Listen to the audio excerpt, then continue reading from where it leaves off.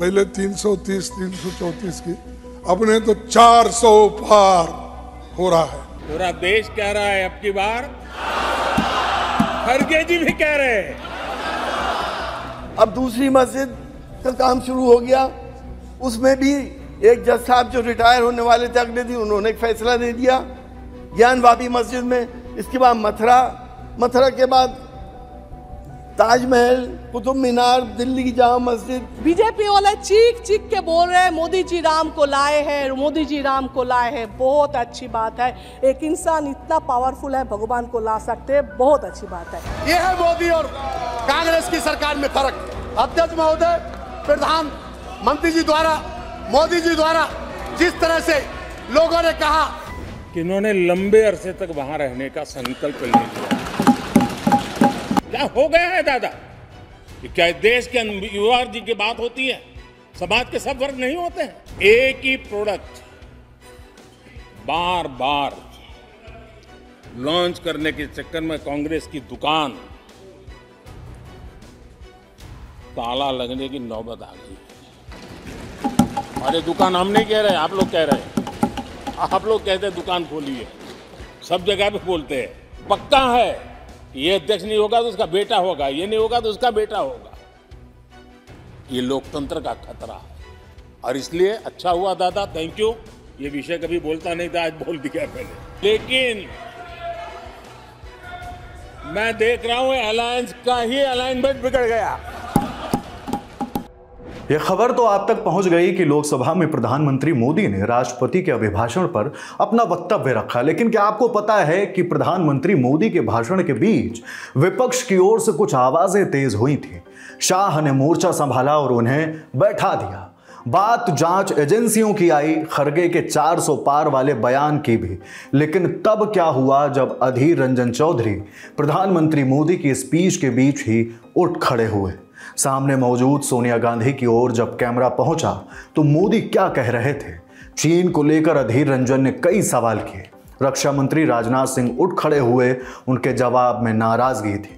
क्या कुछ हुआ था सदन में, सब कुछ मिलेगा आपको अपने खास शो संसद में आज में। चलिए शो शुरू करते हैं।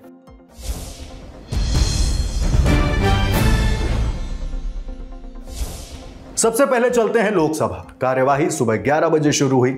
सदन में प्रश्नकाल। लोकसभा में कांग्रेस सांसद अधीर रंजन चौधरी और केंद्रीय वित्त मंत्री निर्मला सीतारमण के बीच तीखी बहस हुई। अधीर रंजन चौधरी का आरोप था कि गैर बीजेपी शासित राज्यों, खासतौर पर दक्षिण भारत की सरकारों को उनके वित्तीय बकाये से वंचित किया जाता है।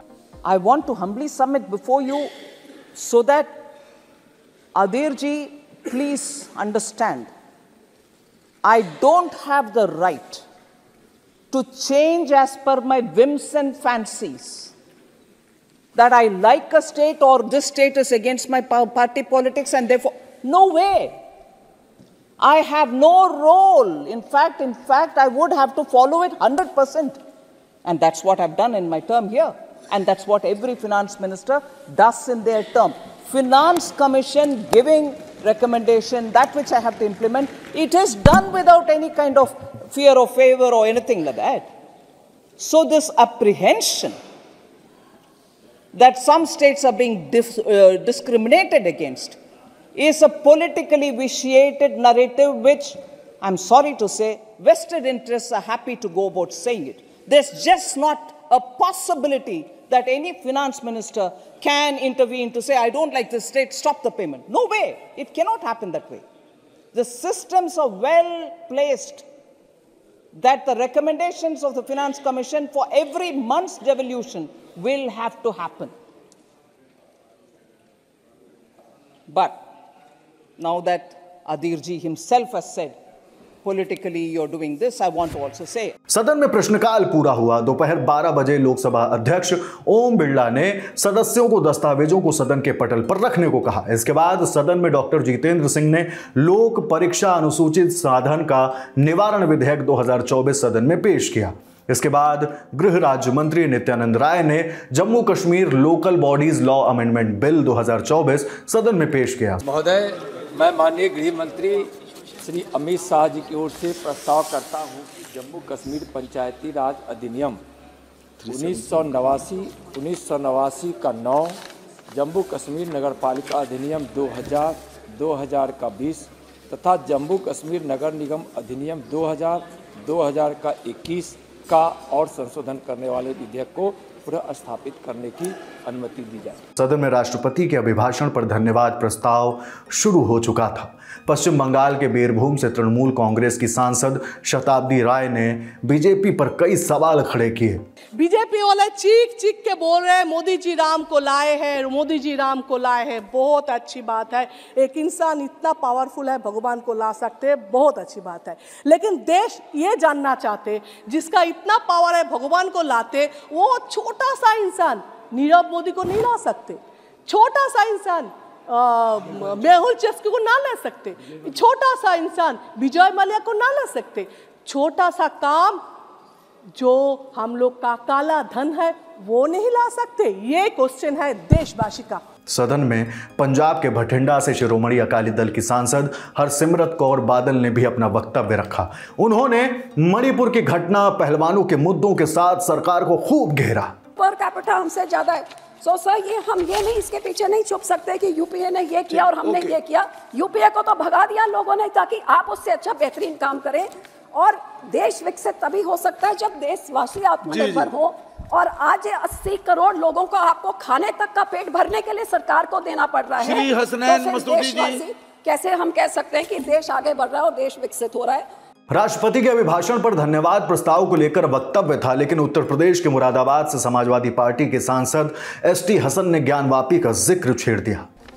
इसका मैसेज क्या गया हिंदुस्तान के अंदर कि किसी को हिजाब पे परेशानी होने लगी, किसी को नमाज पे होने लगी, किसी को अजान पे होने लगी, तो किसी को मस्जिद पे होने लगी, तो किसी को मदरसे पे होने लगी।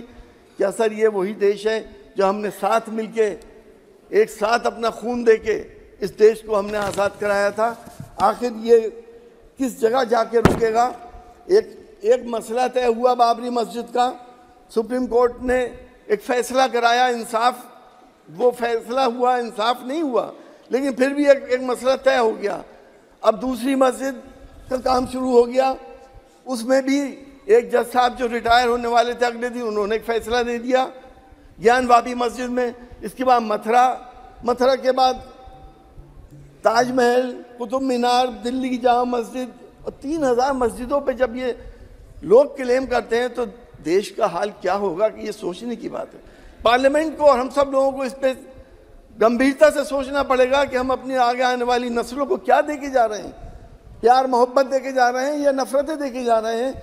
ये इस सिलसिले को आखिर अब कब तक जारी रहेगा, ये सिलसिला बंद होने चाहिए। पश्चिम बंगाल के बहरामपुर से कांग्रेस सांसद अधीर रंजन चौधरी ने लद्दाख की बात करते हुए रक्षा मंत्री राजनाथ सिंह से सवाल किया था। कहा कि आप चीन के साथ पॉलिसी में लगातार फेल हुए हैं। सर, ये प्रेसिडेंशियल एड्रेस में हमारा सिक्योरिटी कंसर्न के बारे में एक लफ्ज नहीं कहे गए। मैं पूछना चाहता हूं हमारा रक्षा मंत्री जी को, बताइए लद्दाख की हाल क्या है? आपने कहा था कि स्टेटस को एंटी को रेस्टोर करेंगे, यथास्थिति को बहाल करेंगे। कहां बहाल हुई है? सर, दिन पे दिन लद्दाख की हालत बुरा होते जा रहे हैं। 2000 स्क्वायर किलोमीटर एरिया अतिक्रमण हो चुके हैं। ये 20 राउंड मिलिट्री टॉक्स हुए हैं, 28 राउंड डिप्लोमेटिक टॉक्स हुए हैं। आज वहां चरवाहों ने जाने नहीं पाते हैं अपना जमीन पे, वो चराई करने नहीं जा पाते हैं। लद्दाख के लोगों को पूछिए क्यों ऐसा हो रहे हैं, क्यों आप चुप बैठे हैं? अरुणाचल से लेकर लद्दाख तक हाल दिन पे दिन बुरा होते जा रहे हैं। जब गलवान घाटी में इस तरह की घटना घटी, जहां हमारा 20 जवानों को शहादत देने पड़ी, आपने कह दिया, सर्टिफिकेट दे दिया, कोई नहीं घुसा, कोई घुसा हुआ नहीं है। इसमें सबसे बड़ा अगर हिम्मत किसी को मिली है तो चाइना को मिले। आप देखिए, आपकी जमाने के पूरे 2014 से लेकर आज तक एक के बाद एक चाइना पॉलिसी में आप फेलियर और फेलियर अब दर्शाते हैं। 2014 में देखो, 2017 में देखो, 2019 में देखो, 2022 में देखो, कभी डोकलाम, कभी लद्दाख, कभी अरुणाचल, एक के बाद एक देखते जाइए। हमारे फॉरेन पॉलिसी में और सिक्योरिटी हालात दिन पे दिन बदतर होते जा रहे हैं। आपको ये नहीं सोच आ रहे हैं? आज मालदीव में क्या हो रहे हैं? अब मालदीव में क्या हो रहे हैं, इंडिया आउट नारा लगाते हुए एक चुनाव होते हैं, और आपका अजीत डोभाल कहां थे उस समय 1966 में। राजनाथ सिंह जवाब में खड़े थे। वह बोले कि इन्होंने जो कुछ कहा है इससे मैं पूरी तरह असहमति दर्ज कराता हूं। अध्यक्ष महोदय, श्री अधीर रंजन चौधरी ने चूंकि मेरा नाम लिया है इसलिए मैं खड़ा हुआ हूं। जो कुछ भी इन्होंने कहा है चीन के संबंध में और साथ ही साथ भारत और चीन बॉर्डर एलएसी के संबंध में जो कुछ भी कहा है उससे मैं पूरी तरह से असहमति व्यक्त करता हूं, उसको मैं दृष्टि खंडन करता हूं। और कभी इस पर यदि आप चर्चा की अनुमति देंगे तो मैं अपनी बात उस पर मैं रखूंगा। मैं Gulf of Aden please please please please please अध्यक्ष महोदय, मैं इस सदन को आश्वस्त करना चाहता हूं कि भारत अब यह कमजोर भारत नहीं रहा है। भारत अब यह ताकतवर भारत बन गया है। भारत की तरफ यदि कोई भी आंख उठाकर देखने की जरूरत करेगा तो भारत उसका मुंहतोड़ जवाब देने की हैसियत रखता है और ताकत रखता है। इतना ही मैं कहना चाहूँगा। और अनावश्यक अपने देश को इस पार्लियामेंट के फोरम पर बदनाम नहीं किया जाना चाहिए। अधीर रंजन जी चौधरी, कभी चर्चा करनी होगी तो हम आपसे चर्चा कर लेंगे। अलीगढ़ से बीजेपी सांसद सतीश कुमार गौतम सरकार की उपलब्धियां गिना रहे थे। इसी बीच प्रधानमंत्री नरेंद्र मोदी सदन में पहुंचे। बारी प्रधानमंत्री नरेंद्र मोदी की थी। वक्त 5:10। विपक्ष को प्रधानमंत्री मोदी ने घेरना शुरू किया। बात मेहनत की हुई। कहा एक वक्त आएगा जब आप दर्शक दीर्घा में दिखेंगे। विपक्ष ने जो संकल्प लिया है उसकी सराहना करता हूं। उनके भाषण के एक एक बात से मेरा और देश का विश्वास पक्का हो गया है कि इन्होंने लंबे अरसे तक वहां रहने का संकल्प ले लिया।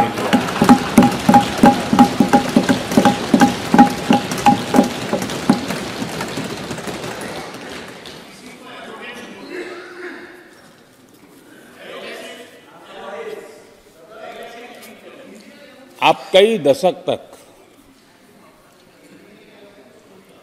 जैसे यहां बैठे थे वैसे ही कई दशक तक वहां बैठने का आपका संकल्प, और जनता जनार्दन तो ईश्वर का रूप होती है। और आप लोग जिस प्रकार से इन दिनों मेहनत कर रहे हैं, मैं पक्का मानता हूं कि ईश्वर रूपी जनता जनार्दन आपको जरूर आशीर्वाद देगी। और आप जिस ऊंचाई पे हैं उससे भी अधिक ऊंचाई पर जरूर पहुंचेंगे और अगले चुनाव में दर्शक दिशा में दिखेंगे।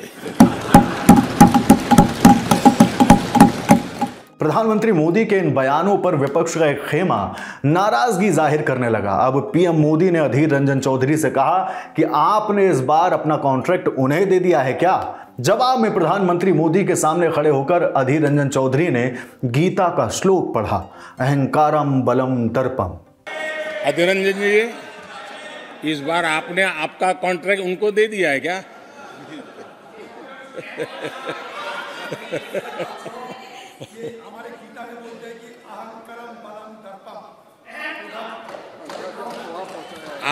आपने इन्हीं चीजों को पचाया है। वक्तव्य आगे बढ़ा। प्रधानमंत्री ने कहा बहुत लोग चुनाव लड़ने का हौसला भी खो चुके हैं। बहुत से लोगों ने पिछली बार सीट बदली, इस बार भी सीट बदलने की फिराक में हैं। सुना है कि बहुत से लोग लोकसभा के बजाय राज्यसभा में जाना चाहते हैं। स्थितियों का आकलन करके अपना अपना रास्ता ढूंढ रहे हैं। हो सकता है आपके यहाँ फिशरमैन माइनॉरिटी के ना हो सकता है आपके यहाँ पशुपालक माइनॉरिटी के ना हो सकता है किसान आपके यहाँ माइनॉरिटी के ना हो सकता है महिलाएं आपके यहाँ माइनॉरिटी में ना हो सकता है कि आपके यहाँ युवा में माइनॉरिटी। क्या हो गया है दादा? क्या देश के युवा जी की बात होती है? समाज के सब वर्ग नहीं होते हैं क्या? देश की नारी की बात होती है? देश की सभी नारी नहीं होती है? कब तक टुकड़ों में सोचते रहोगे? कब तक समाज को बांटते रहोगे? सब सीमा करो, बहुत तोड़ा देश को। इस संबोधन के बीच कैमरा सदन की हर तस्वीर को कैद कर रहा था। एक तस्वीर जिसमें कांग्रेस नेता अधीर रंजन चौधरी और सोनिया गांधी नजर आए। मोदी क्या कुछ कह रहे थे, सुनिए। आदरणीय अध्यक्ष जी, नेता तो बदल गए लेकिन टेप रिकॉर्डर वही बज रही है, वही बातें, कोई नई बात आती नहीं, और पुरानी ढपली और पुराना राग वही चलता रहता है आपका। चुनाव का वर्ष था, थोड़ी मेहनत करते, कुछ नया निकाल करके लाते, जनता को जरा संदेश दे पाते, उसमें भी फेल गए आप। चलिए ये भी मैं सिखाता हूं। आदरणीय अध्यक्ष जी, आज विपक्ष की जो हालत होगी ना, इसकी सबसे दोषी कांग्रेस पार्टी है।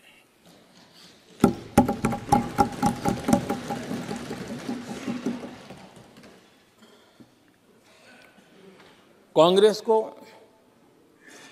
एक अच्छा विपक्ष बनने का बहुत बड़ा अवसर मिला, और 10 साल कम नहीं होते, लेकिन 10 साल में उस दायित्व को निभाने में भी वे पूरी तरह विफल गए।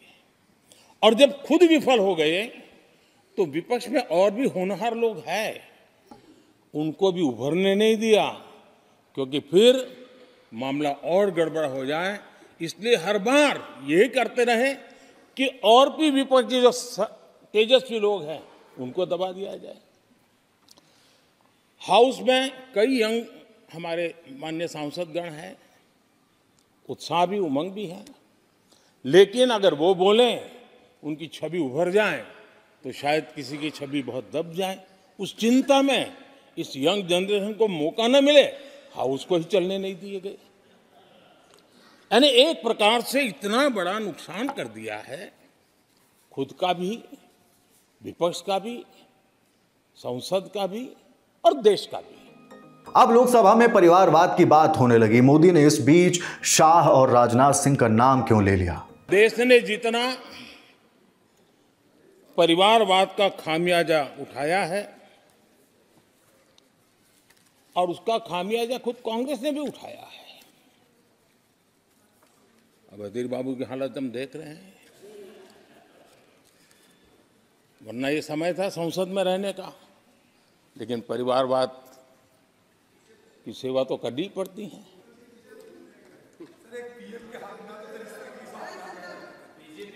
आदरणीय अध्यक्ष जी, अब हालत देखिए, हमारे खड़गे जी इस सदन से उस सदन शिफ्ट हो गए, और गुलाम नबी जी तो पार्टी से ही शिफ्ट कर गए। ये सब परिवारवाद के भेंट चढ़ गए। एक ही प्रोडक्ट बार बार लॉन्च करने के चक्कर में कांग्रेस की दुकान ताला लगने की नौबत आ गई है। अरे दुकान हम नहीं कह रहे, आप लोग कह रहे हैं। आप लोग कहते हैं दुकान खोली है, सब जगह पे बोलते हैं, दुकान को ताला लगने की बात आई।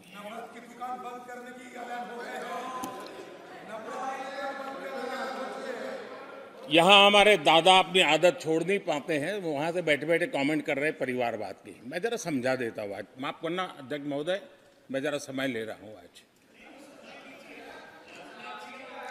हम किस परिवारवाद की चर्चा करते हैं?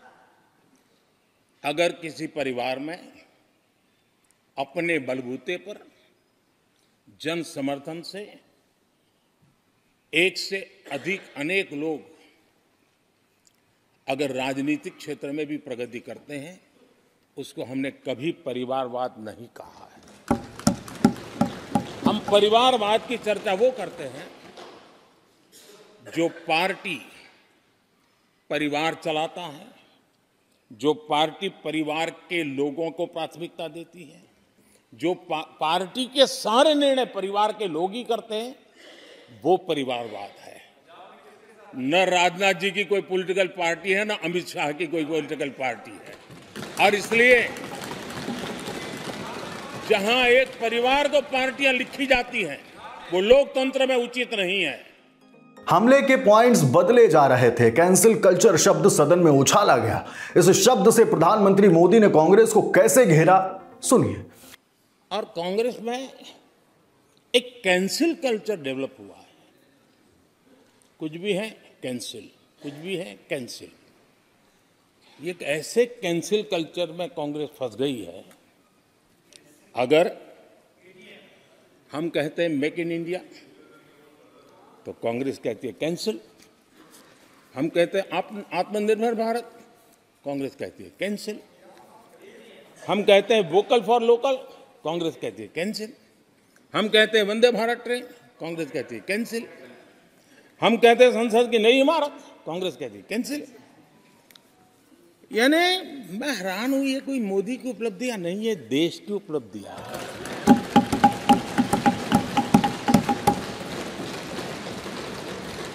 इतनी नफरत कब तक पाले रखोगे? और उसके कारण देश की सफलताएं, देश के अचीवमेंट, उसको भी कैंसिल करके आप बैठ गए। तीसरा टर्म एक विश्वास से ओतप्रोत मोदी ने वादा किया कि हमारे तीसरे टर्म में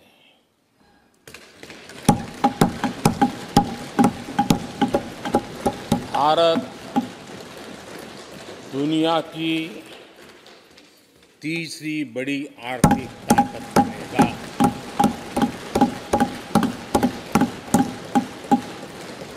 और ये मोदी की गारंटी है। प्रधानमंत्री मोदी 2014 में आए अंतरिम बजट का जिक्र कर रहे थे। इस दौरान विपक्ष ने वित्त मंत्री को लेकर आपत्ति जाहिर की। सामने बैठे अमित शाह ने उन्हें बैठा दिया। उस समय ये ब्रह्मांड के बड़े अर्थशास्त्री कह रहे थे कि तीसरे नंबर पर 30 साल में हम पहुंच जाएंगे। 30 साल। और फिर कहा था ये मेरा विजन, जो मैं मनमोहन सिंह नहीं थे उस वक्त, मनमोहन सिंह नहीं थे। बहुत लोग हैं जो ये ख्यालों में रहते हैं वो ब्रह्मांड के सबसे बड़ी अर्थशास्त्री है। लोकसभा में तमाम नश्तर उतारे गए। सदन में नेहरू और इंदिरा गांधी का भी जिक्र हुआ।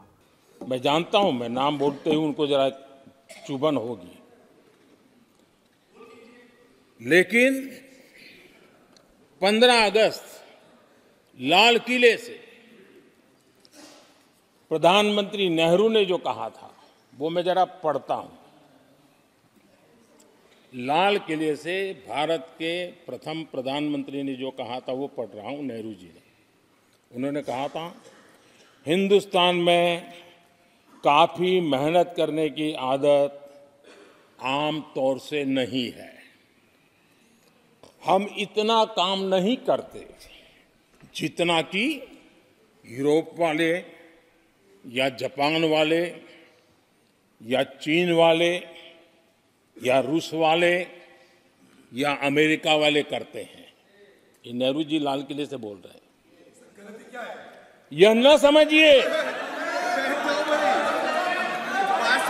यह न समझिए कि वह, यह न समझिए कि वह कौमें,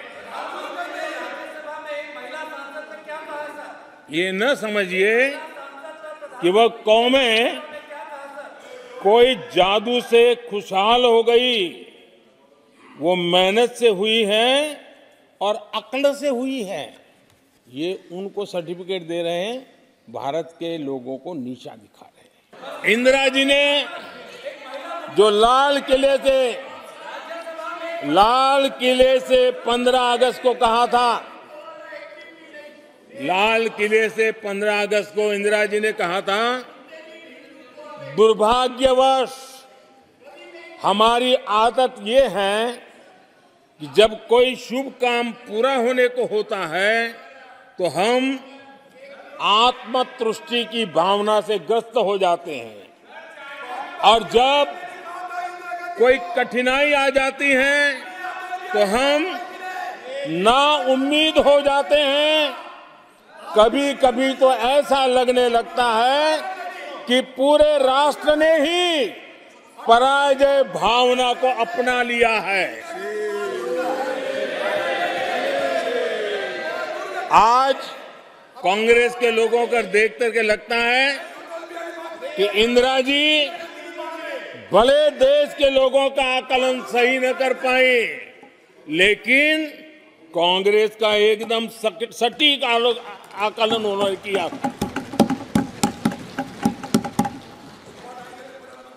कांग्रेस के शाही परिवार के लोग मेरे देश के लोगों को ऐसा ही समझते थे। सदन में एक वक्त वह भी आया जब तरुण गोगोई प्रधानमंत्री मोदी पर तंज करने लगे, लेकिन सामने बैठे केंद्रीय गृह मंत्री अमित शाह ने मोर्चा संभाल लिया। कांग्रेस के हमारे साथियों को आजकल इस पर बहुत चिंता जताते हैं कि सरकार में ओबीसी कितने लोग हैं, कितने पद पर कहाँ, उसके हिसाब किताब करते रहते हैं। लेकिन मैं हैरान हूं, उनको इतना सबसे बड़ा ओबीसी नजर नहीं आता है। कहाँ आंखें बंद करके बैठ जाते हैं।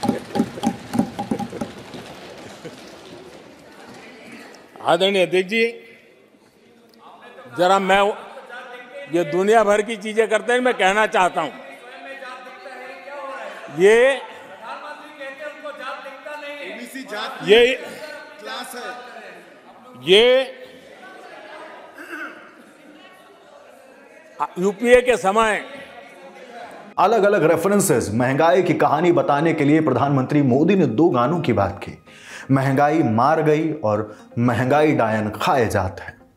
देश में महंगाई को लेकर के दो गाने सुपर हिट हुए थे हमारे देश में, घर घर गाए जाते थे। एक महंगाई मार गई और दूसरा महंगाई डायन खाए जा, डायन खाए जात है। और ये दोनों गाने कांग्रेस के शासनकाल में आए। आदरणीय अध्यक्ष जी, यूपीए के शासनकाल में महंगाई डबल डिजिट में थी, डबल डिजिट में महंगाई थी, इसको नकार नहीं सकते हैं। और यूपी का सरकार का तर्क क्या था जी? असंवेदनशीलता। ये कहा गया था कि महंगी आइसक्रीम खा सकते हो तो महंगाई का रोना क्यों रो रहे हो, ये कहा गया था, ये कहा गया था। जब भी कांग्रेस आई है उसने महंगाई को ही मजबूत किया। आदरणीय अध्यक्ष जी, हमारी सरकार ने महंगाई को लगातार नियंत्रण में रखा है। दो युद्ध के बावजूद और 100 साल में आए सबसे बड़े संकट के बावजूद महंगाई नियंत्रण में है और हम कर पाए हैं। प्रधानमंत्री मोदी संसद में कह रहे थे कि यहां पर बहुत गुस्सा भी व्यक्त किया गया, जितना हो सकता है उतने कठोर शब्दों में गुस्सा जाहिर हुआ। मोदी का कहना था कि उनकी यानी विपक्ष की मुसीबत और गुस्सा वह समझ सकते हैं क्योंकि तीर निशाने पर लगा है। भ्रष्टाचार पर एजेंसियां एक्शन ले रही हैं,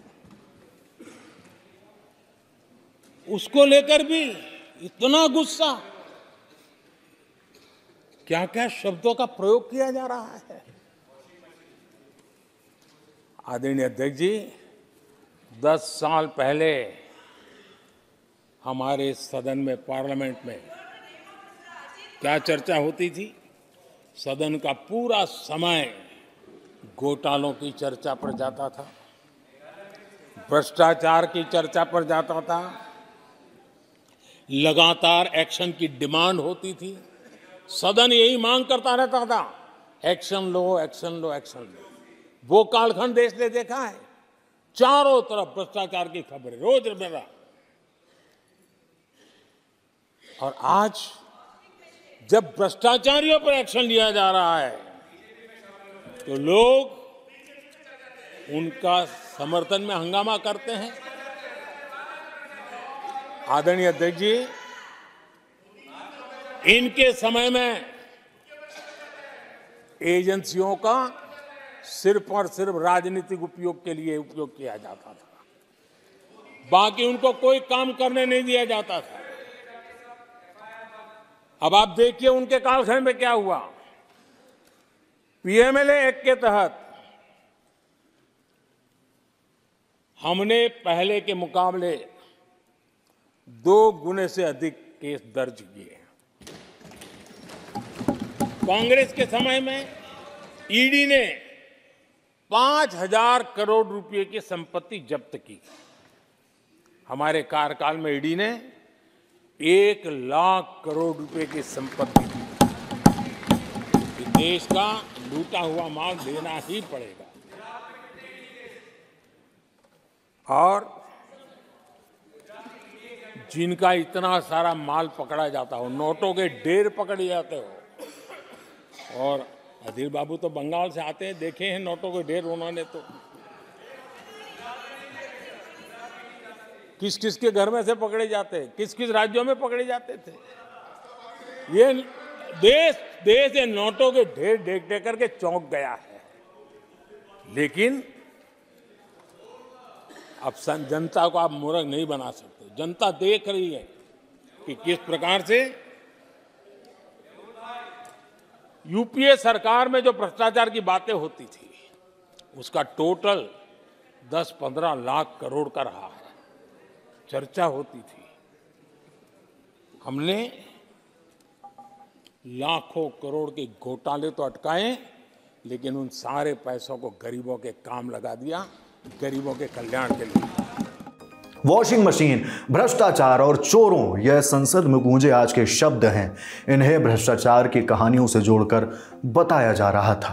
जो सजा हो चुकी है, मैं ये तो समझता हूं कि आरोप जो है उनके लिए तो आप सोच सकते हैं, लेकिन जो गुनाह सिद्ध हो चुका है, जो सजा काट चुके हैं, जो सजा काट रहे हैं, ऐसे लोगों का महिमा मंडन करते हो आप।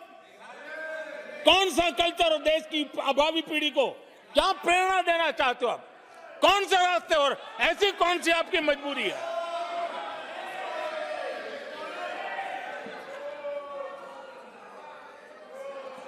और ऐसे लोगों का महिमा मंडन किया जा रहा है, उनको महान बताया जा रहा है। जांच करना ये एजेंसियों का काम है। एजेंसियां स्वतंत्र होती हैं और संविधान ने उनको स्वतंत्र रखा हुआ है। और जज करने का काम न्यायाधीश का है। जज करने का काम न्यायाधीश का है और वो अपना काम कर रहे हैं। अब बारी राज्यसभा की। राज्यसभा की कार्यवाही सुबह 11 बजे शुरू हुई। सदन में सदस्यों से दस्तावेजों को सदन के पटल पर रखने को कहा गया। इसके बाद 11:11 पर सदन में शून्यकाल शुरू हुआ। सदन में अपने अपने विषयों को रखे जाने के साथ सदन में शून्यकाल पूरा हुआ। अब सदन में प्रश्नकाल की घोषणा की गई। सदन में आगे क्या कुछ हुआ, आपको सब कुछ मिलेगा द लल्लन टॉप पर। बाकी आपको आज का शो कैसा लगा हमें कमेंट बॉक्स में जरूर बताइए। देखते रहिए द लल्लन टॉप। शुक्रिया।